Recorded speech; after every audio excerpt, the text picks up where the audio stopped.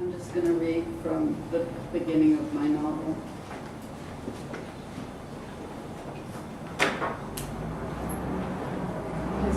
His hand is growing cold. Still she holds it. Sitting at his bedside, she does not cry. From time to time, she lays her cheek against his, taking slight comfort in the rough bristle of unshaved hair, and she speaks to him a little. I love you, she tells him. I always will. Je t'aime, she says. Rain is predicted for tonight, and she hears the wind rise outside. It blows through the branches of the oak trees, and she hears a shutter bang against the side of the house, then bang again. She must remember to ask him to fix it. Now she remembers. The car drives by. The radio is on loud, a heavy metal song. She cannot make out the words. Teenagers, how little they know, how little they suspect what life has in store for them, or death. They may be drunk or stoned. She imagines the clouds racing in the night sky, half hiding the stars as the car careens down the dirt road, scattering stones behind it like gunshot. A yell, a roll-down window, and a curled beer can for her to pick up in the morning. It makes her angry, but bothers him less, which also makes her angry. A tune begins going round and round in her head. She half recognizes it, but she's not musical. Sing, he sometimes teases her. Sing something. He laughs, and then he's the one to sing. He has a good voice. She leans down, trying to catch the words. Anything can happen on a summer afternoon, on a lazy-daisy, golden, hazy summer afternoon. She's almost tempted to laugh. Lazy, daisy? How silly those words sound. And how long has it been since she's heard them? 30? No, 40 years?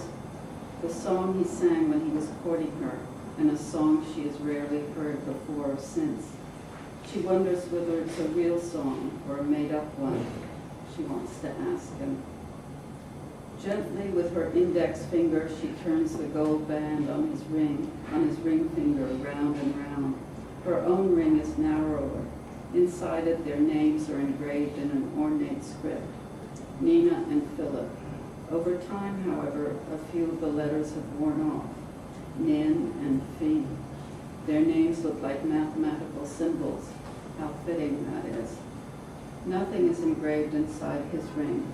The original ring slipped off his finger and disappeared into the Atlantic Ocean while he was sailing alone off the coast of Brittany one summer afternoon.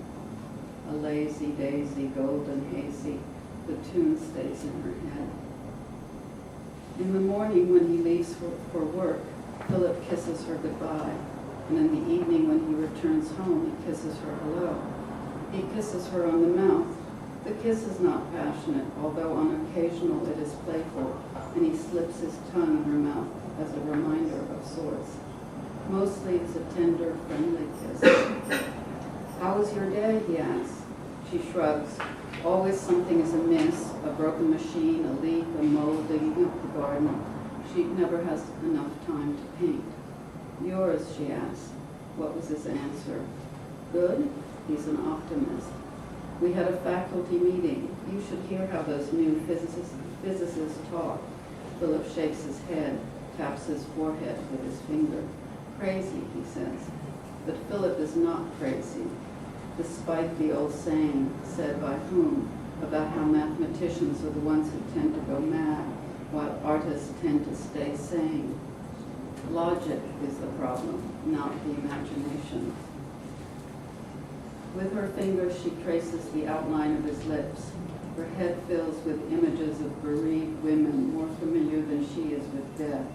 Dark-skinned Mediterranean women, women in veils, women with long, messy hair, passionate, undignified women who throw themselves on top of the bloody and mutilated corpses of their husbands, their fathers, their children, and cover their faces with kisses, then forcibly have to be torn away as they howl and curse their fate. She's but a frail, wan ghost. With her free hand, she touches her face to make sure. On their wedding day, it begins to rain. Some people say it's good luck. Others say they're getting wet. She's superstitious. Never, if she can help it, does she walk under a ladder or open an umbrella inside the house. As a child, she chanted, "Step on a line, break your father's spine." Even now, and as an adult, she looks down at the sidewalk and, if possible, avoids the cracks. Habits are hard to shed. He is not superstitious, or if he is, he does not admit to it. Superstition is unmanly, medieval, pagan. However, he does believe in coincidence and good luck and accidents. He believes in chance instead of cause and effect, the probable and not the inevitable. What is it he always says? You can't predict ideas. The rain has briefly turned into snow, flurries most unseasonable for that time of year. She worries about her shoes, white high-heel satin shoes with little plastic pink rosebuds clipped to the front. Months later, she tries to dye the shoes black, but they come out a dirty brown color. She should have known better. Black is achromatic. A country wedding, small and gloomy. The tent for the reception set up on her parents' lawn is not adequately heated.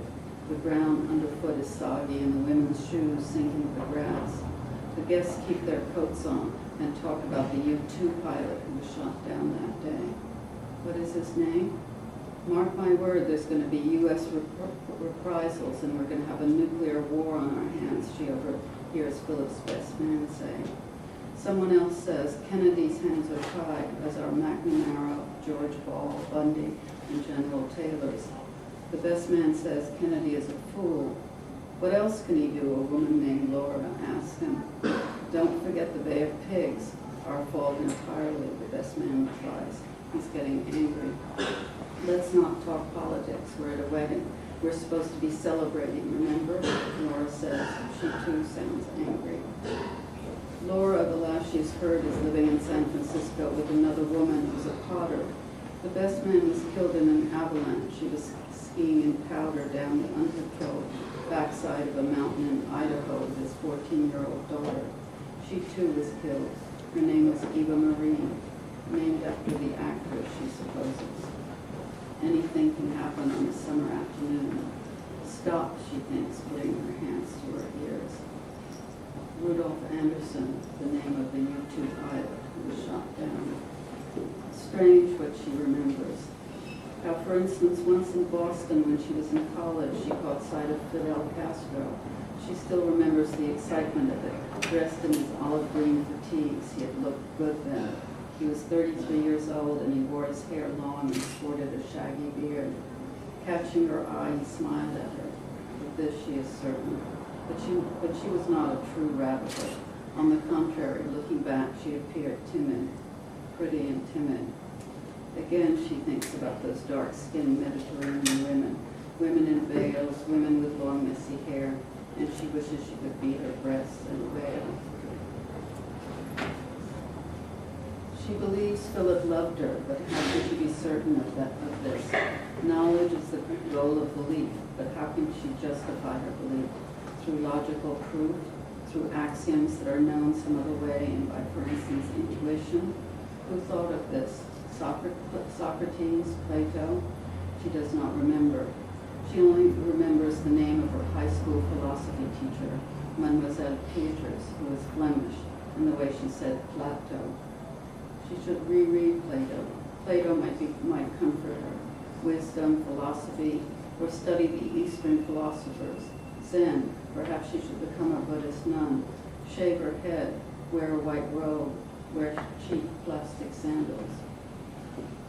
She hears the wind outside shake the branches of the trees. Again the shutter bangs against the side of the house.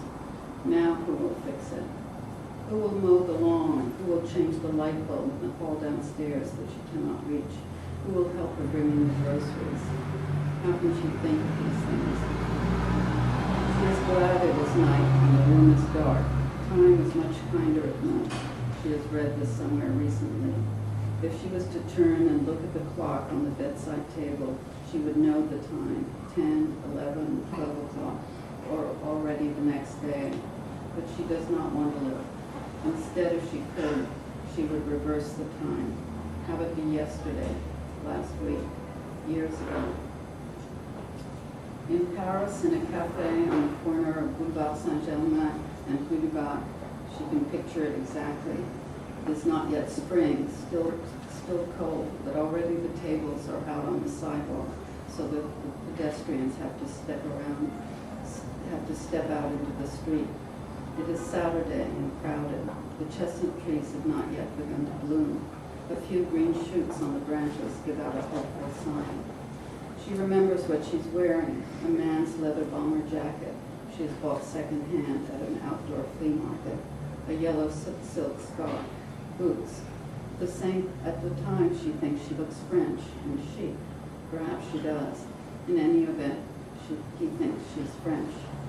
Vous permettez? He asked, pointing to the empty chair at her table. She's drinking a café crème and reading a French book, Sophisme by Nathalie Sarraud. Je vous en prie, she says without looking up at him. She works at an art gallery a few blocks away on Rue Jacques Caillot. The gallery primarily shows avant-garde American painters. The French like them by their work. Presently, the gallery is exhibiting a California artist whose work she admires. The artist is older, well-known, wealthy. He has invited Nina to the Hotel Particulier on the right bank where he is staying. He has told her to bring her bathing suit. She remembers it still, a blue and white check cotton two-piece.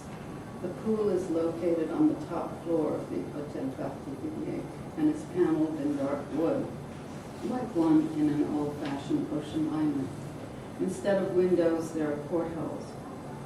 She follows the artist into the pool, and as she swims, she looks out onto the Paris rooftops, and since night is falling, watches the lights come on. Floating on her back, she also watches the beam at the top of the Eiffel Tower protectively circle the city. Afterwards, they put on thick white robes and sit side by side on chaiselongs, as if they were, in fact, on board a ship crossing the Atlantic. They even drink something, a Kir Royale. She slept with him once more, but they did not go swimming again. Before he leaves Paris, he gives her one of his drawings, a small cartoon-like pastel of a ship, its prow shaped like the head of a dog. Framed, the drawing hangs downstairs in the front hall. Philip begins by speaking to her about Nathalie Sarraud. He claims to know a member of her family who is distantly related to him by marriage. At the time, she does not believe him. A lie, she thinks. She hears the phone ring downstairs. As a precaution, she's turned it off in the bedroom. Why, she wonders, so as not to wake him? She reaches for the receiver, but the phone abruptly stops mid-ring. Just as well. She will wait until morning. In the morning, she will make telephone calls. She will write emails, make arrangements, the death certificate, the funeral home, the church service, whatever needs to be done. Tonight, she wants nothing. She wants to be alone with Philip. She is not religious. She does not believe in an afterlife, in the transmigration of souls, in reincarnation, in none of it. But he does. I don't believe in reincarnation and that other stuff, and I don't go to church, but I do believe in a God, he tells her. Where were they then? Walking hand in hand along the quays at night, they stop a moment to look at the cross of Notre Dame. Mathematicians, I thought, weren't supposed to believe in God, she says. Mathematicians don't necessarily rule out the idea of God, Philip answers. And for some, the idea of God may be more abstract than the conventional God of Christianity. At her feet, the river runs black and fast, and she shivers a little inside her leather bomber jacket. Like Pascal, Philip continues, I believe it's safer to believe that God exists than to believe he does not exist. Heads, God exists, and I win and go to heaven. Philip motions with his arms as if tossing up a coin in the air. Tails, God does not exist, and I lose nothing. It's a bet, she says, frowning. Your belief is based on the wrong reasons and not on genuine faith. Not at all, Philip answers. My belief is based on the fact that reason is useless for determining whether there's a God. Otherwise, the bet would be off. Then